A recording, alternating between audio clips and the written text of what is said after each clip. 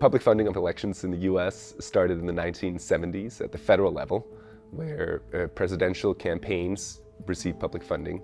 And then over the following decades, it gradually spread to various state-level offices.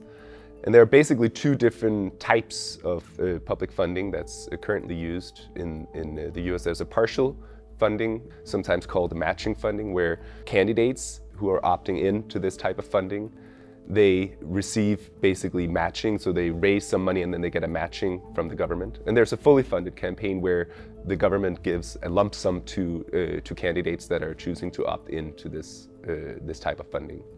There are two main takeaways from the research of public funding. I think the first one is that it tends to encourage and foster electoral competition. More candidates are running for office when public funding is available.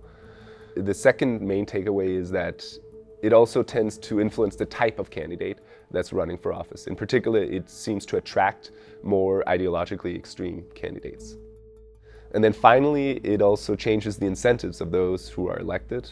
In particular, you see that candidates tend to spend less time fundraising if they opt into public funding. I think one of the key things is to think about the trade-off between, on the one hand, public funding of elections tends to increase competition and benefit challengers. On the other hand, it also seems to attract more ideologically extreme candidates.